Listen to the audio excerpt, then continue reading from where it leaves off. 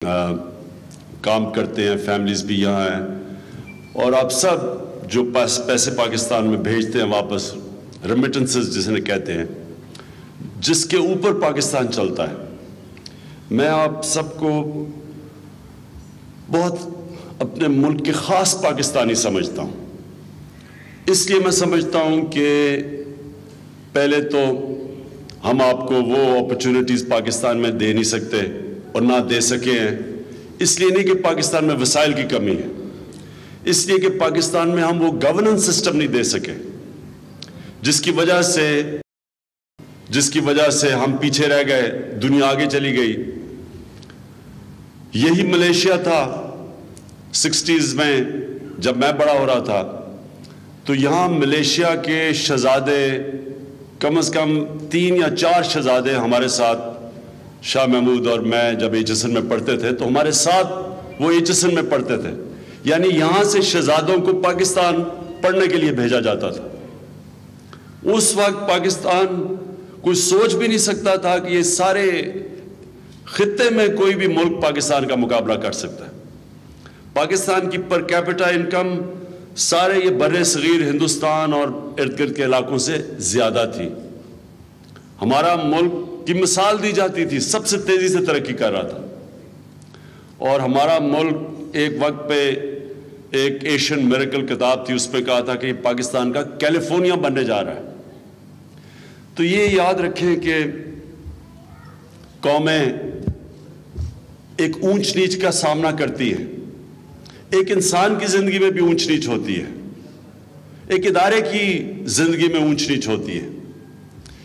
یہ اونچ نیچ آتی اس لیے ہے کہ ایک انسان کو، ایک ادارے کو، ایک قوم کو یہ بتانے کے لیے اللہ کی طرف سے ایک میسج آتی ہے کہ تم غلطی کر رہے ہو، اپنی غلطی کو ٹھیک کرو۔ جو قومیں اپنی غلطیوں کو نہیں ٹھیک کرتی تو قرآن شریف میں آیت ہے کہ بڑی قومیں اللہ کہتا ہے میں نے برباد کی جو میرے حکم پہ نہیں چلی۔ اور جب ایک انسان اپنی اصلاح کرتا ہے، ایک قوم، ایک ادارہ، وہ پھر سے کھڑا ہوتا ہے اور مضبوطی سے آگے آتا ہے۔ ہمارا ملیشیا کو، اور میں دیکھتا ہوں کہ کہاں ملیشیا تھا اور آج وہ کدھر ہے، ہم کدھر ہیں۔ اصل میں ملیشیا کی خوش قسمتی یہ ہوئی کہ ان کو ایک عظیم لیڈر ملا مہاتر محمد کے نام پہ، ایک لیڈر جس نے اپنی قوم کا سوچا، کوئی ذات کے لیے پیسے بنانے نہیں آیا، کوئی اپنی فیکٹریاں بنانے نہیں آیا، کوئی اس نے ملیشیا سے منی لانڈرنگ کر کے پیسے باہر نہیں بھیجے۔ جس نے باہر بھیجے تھے وہ آج اس کے اوپر کرپشن کے کیسز ہوئے ہوئے ملیشیا میں، اس کے اور اس کی اہلیہ پہ، بیوی پہ۔ اور مہاتر محمد نے یہ ثابت کیا کہ اگر آپ گورننس کے کئی اصول فالو کرو تو ایک قوم جس کے پاس اتنے وسائل نہیں ہیں، آپ اگر ملیشیا کی اور پاکستان کے وسائل کا مقابلہ کریں تو کوئی مقابلہ ہی نہیں ہے پاکستان سے۔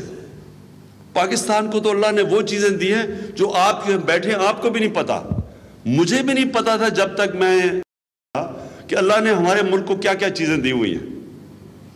میں آپ کو یہ کہہ دوں کہ کوئی بھی کسی ملک میں اتنا پوٹینشل نہیں جو آج پاکستان میں ہے،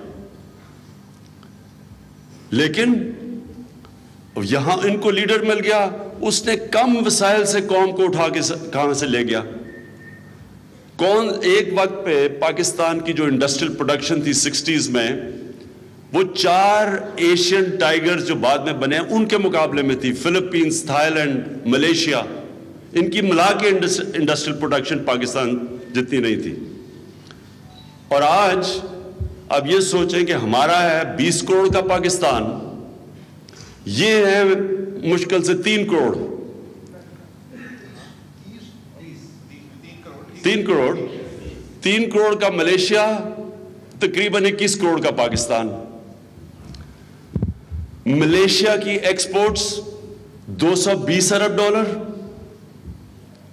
اور 21 کروڑ کا پاکستان کی ایکسپورٹس مشکل سے $24 ارب۔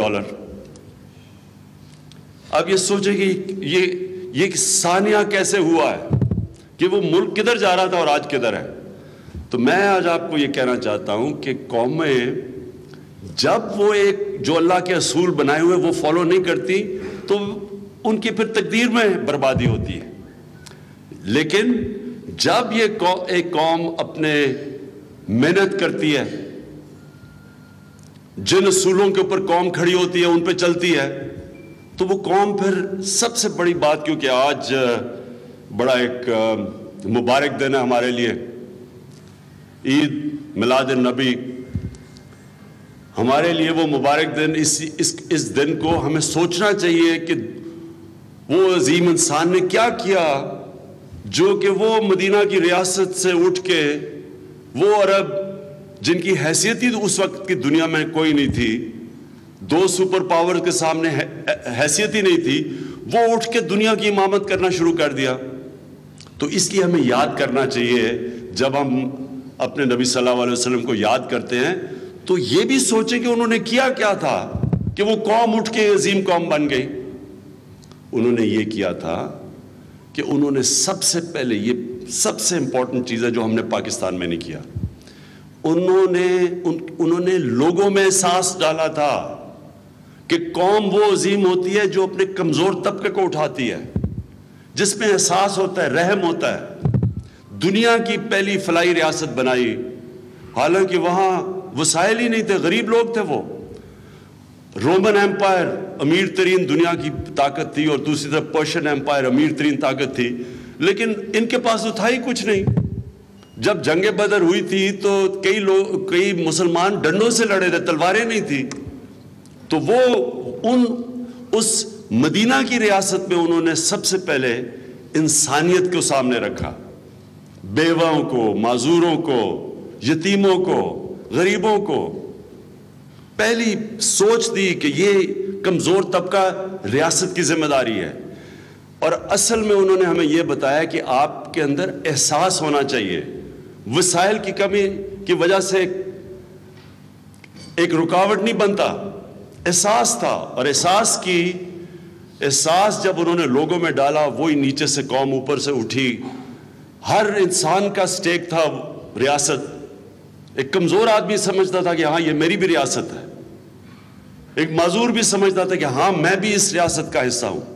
قوم کھڑی ہو گئی, اور وہ دیکھتے دیکھتے کبھی بھی دنیا کی تاریخ میں اتنی تیزی سے وہی لوگ, یعنی کوئی نئے لوگ نہیں آئے تھے, وہی لوگ دیکھتے دیکھتے دنیا کی عظیم پاور بن گئے, دنیا کی امامت کی انہوں نے.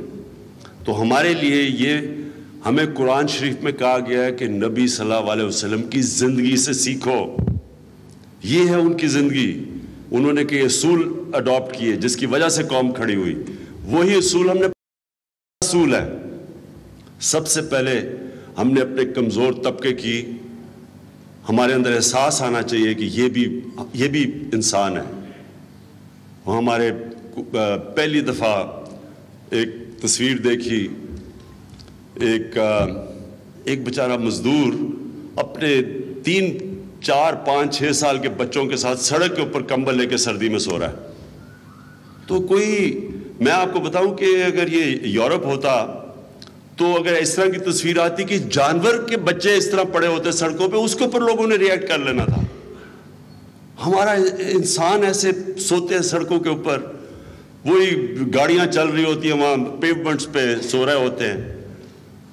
تو ہماری حکومت نے پہلی دفعہ فیصلہ کیا کہ ہم نے اب گورنمنٹ نے ذمہ داری لینی ہے. ہم نے ہر ان جگہ پہ جدھر سڑکوں پہ سوتے ہیں, ہم ان کے لیے پوری ایک گھر بنائیں گے, ان کو کھانا دیں گے, ان کے لیے باتھ رومز بنائیں گے.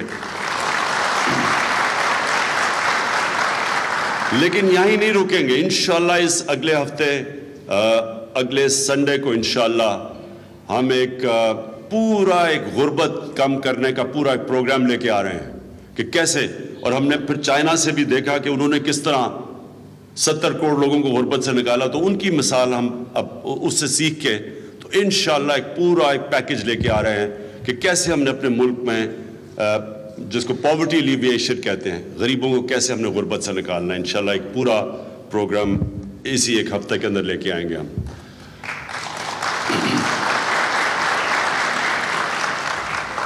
آپ کے لیے جی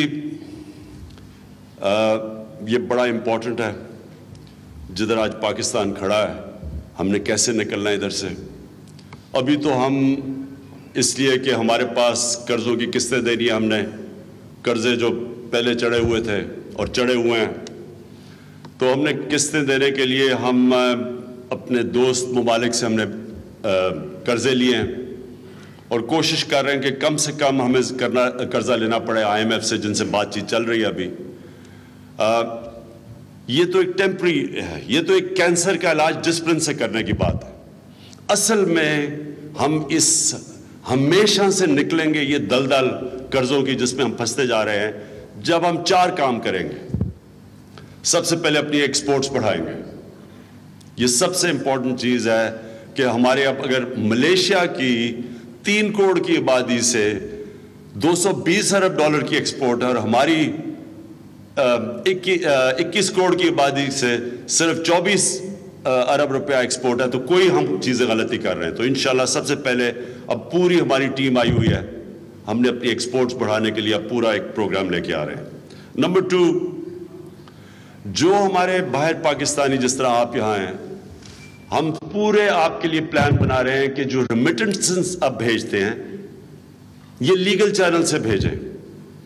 इसके लिए हम पूरे इंसेंटिव्स, हमारे फाइनेंस मिनिस्टर पूरा एक पैकेज तैयार कर रहे हैं कि बड़ी आसानी हो लोगों को लीगल चैनल से रेमिटेंसेस भेजने की। अभी हमें तकरीबन 20 अरब डॉलर की रेमिटेंसेस आती हैं। हमारा ख्याल ये है कि अगर हमारे सारा पैसा आना शुरू हो जाए रेमिटेंसेस से, तो ये कम अज़ कम 10 से 15 अरब डॉलर और हमें आ सकता है। इस वक्त हमारा सारा शॉर्टफॉल 12 अरब डॉलर का है, तो रेमिटेंसेस भी अगर चैनल से आनी शुरू हो जाए तो एक तो ये हमारा प्रॉब्लम हल हो जाता है। तीसरी चीज़, इन्वेस्टमेंट लाना। इन्वेस्टमेंट जब तक हम बाहर से पाकिस्तान में नहीं लेके आएंगे, फिर भी हमारे पास डॉलर्स की कमी होगी। यानी वो जो हम मुल्क को आगे तेज़ी से, जो पाकिस्तान का पोटेंशियल है, क्योंकि हर सेक्टर में इन्वेस्टमेंट की ज़रूरत है, और इन्वेस्टमेंट जो बाहर से ओवरसीज़ पाकिस्तानी बैठे हैं उनके पास पैसा है इन्वेस्ट करने के लिए, अब तक नहीं करते थे। और जो आज हमें बड़ी अच्छी, एम्बेसडर साहब आपने जो लोगों से मिलवाया है, मैं कभी नहीं रियलाइज़ किया कि कितने उनके अंदर एक जुनून है पाकिस्तान में इन्वेस्ट करने का। जिस तरह के इन्वेस्टर्स से आज उन्होंने मुलाकातें करवाई, तो सिर्फ हमने करना क्या है कि वहाँ गवर्नेंस सिस्टम ठीक करना है। हमारा काम क्या होगा कि हमने वो एक एक्सप्रेशन यूज करते हैं, ईज ऑफ डूइंग बिजनेस, आसानी कर देनी है कि बाहर से जो इन्वेस्टर आए उसके लिए आसानी करेंगे। उसके लिए हम सारी अब हमारी एक टीम बैठी हुई है।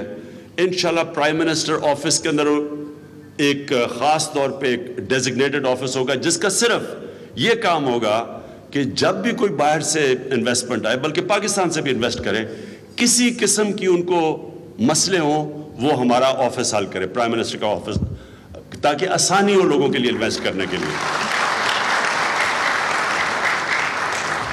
मेरा ये अंदाज़ा है, जो आज भी मैंने इन्वेस्टर से मिला, लेकिन ये मुझे पहले से भी अंदाज़ा था, क्योंकि मैं ओवरसीज़ पाकिस्तानी से मेरी 20 साल से मेरा इंटरेक्शन रहा, 20 से ज़्यादा।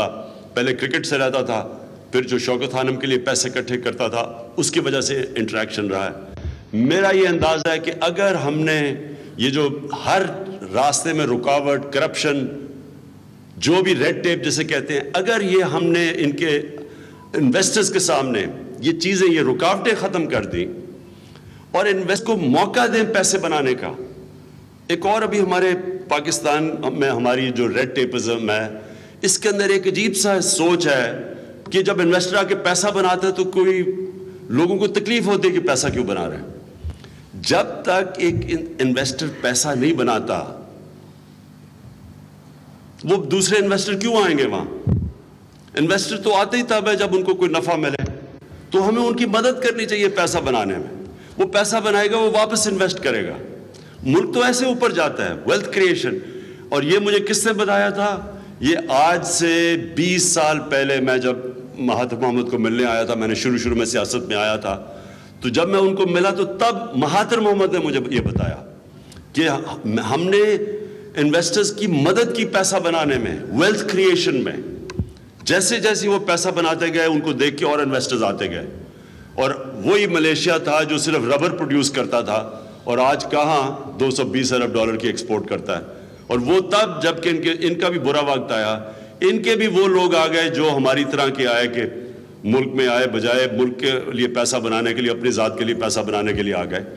اس کے باوجود وہ ان کی ایکسپورٹس دیکھیں 220 ارب ڈالر کی.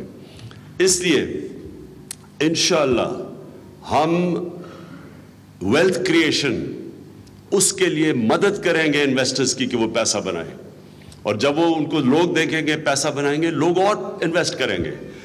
اور انویسٹمنٹ یاد رکھیں، انویسٹمنٹ کے بغیر ملک ترقی نہیں کر سکتا. ہم روزگار نہیں دے سکتے. ہمارا ینگ پاپولیشن ہے، ان کو روزگار کی ضرورت ہے. زیادہ تر باہر آتے ہیں، کتنے لوگ باہر جا سکتے ہیں نوکریوں کے لیے؟ تو اپنے ملک کے لیے ہم جیسی انویسٹمنٹ آنی شروع ہو تو انشاءاللہ وہاں وہ لوگ جن کو باہر نوکریاں ڈھونڈنی پڑتی ہیں، مشکل سے جاتے ہیں، لوگ بیوی بچوں سے دور ہوتے ہیں، فیملی سے دور ہوتے ہیں، انشاءاللہ ایک وقت آئے گا کہ ان کو باہر پاکستان سے نوکری لینے نہیں جانا پڑے گا.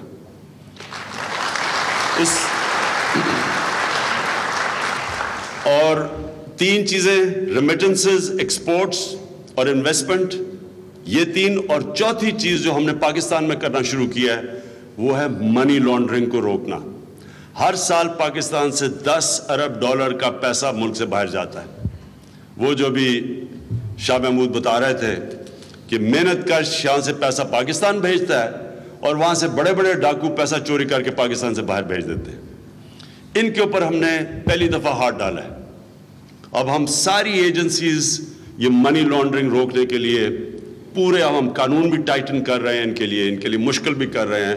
ہم نے باہر MOUs بھی سائن کر لیے باہر کے ممالک سے، اور آہستہ آہستہ جتنا ہمارا پیسہ باہر گیا ہے پوری ہمیں ڈیٹیلز آنی شروع ہو گئی ہیں کہ کون سا ناجائز پیسہ پاکستان کا منی لانڈرنگوں کے باہر گیا. تو انشاءاللہ ان کے لیے اب ہم بہت مشکل کر دیں گے منی لانڈرنگ کرنا. اور جنہوں نے پیسہ چوری کر، اور جو ہمیں ابھی ڈیٹیلز آ رہی ہیں، میں یہ دیکھ رہا تھا کہ اپوزیشن ہماری، آپ نے دیکھا یا نہیں، پاکستان کی جو اپوزیشن ہے وہ بڑی جلدی میں ہے کہ کسی طرح گورنمنٹ گر جائے. آپ نے نہیں یہ دیکھا؟ پہلے دن ہی اسمبلی سے شور مچا دیا. میں پہلی تقریر ہی نہیں انہوں نے مجھے کرنے دی، اتنا ان کو جلدی ہے کہ گورنمنٹ چلی جائے. یہ ہوا ہی نہیں ہے کہ ابھی نئی گورنمنٹ آئی ہے اور پہلے دن سے کیا گورنمنٹ فیل ہو گئی. کم از کم کوئی دنیا 90 دن ہی دے دیتی ہے گورنمنٹ کو فیصلہ کرنے کے لیے فیل ہوئی یا نہیں ہوئی. یہ پہلے دن سے انہوں نے کہہ دیا کیونکہ یہ ان کی خواہش ہے. ان کو ڈر لگا ہوا ہے، ان کو ڈر لگا ہوا ہے کہ جتنی دیر عمران خان کو ملتا جا رہا ہے تو اس کی نظروں سے گزرتا جا رہا ہے. FIA میرے نیچے ہے، مجھے انفارمیشن مل رہی ہے. مجھے پتا تھا پیسہ چوری ہوا ہے، لیکن مجھے بھی نہیں پتا تھا کتنا زیادہ پیسہ چوری کر کے باہر لے کے گئے ہیں.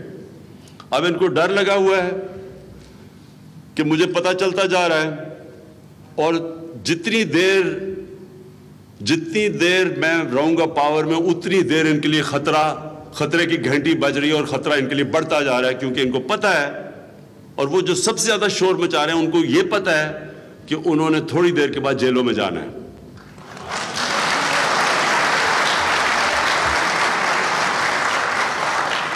اس لیے سارے جمع ہو رہے ہیں جمہوریت بچانے کے لیے. یہ کبھی سنا دینی جماعت کا ہے، کوئی لبرل ہے، کوئی ہر کچھ ہی ہے، لیکن انہوں نے جمہوریت بچانے کے لیے سب عمران خان کے خلاف اکٹھے ہو رہے ہیں. یہ جمہوریت نہیں، یہ اپنی چوری بچانے کے لیے اکٹھے ہو رہے ہیں. اور یہ جو مرضی کر لیں، انشاءاللہ آپ دیکھیں گے کہ یہ پہلی دفعہ پاکستان کی ایک حکومت ہے نہ جس نے کسی سے کوئی NRO دینا ہے، نہ کسی نے چارٹر آف ڈیموکریسی کے نام پہ کوئی مکمکا کرنا ہے. ایک ایک کو ہم نے پکڑ کے انشاءاللہ جیلوں میں ڈالنا ہے.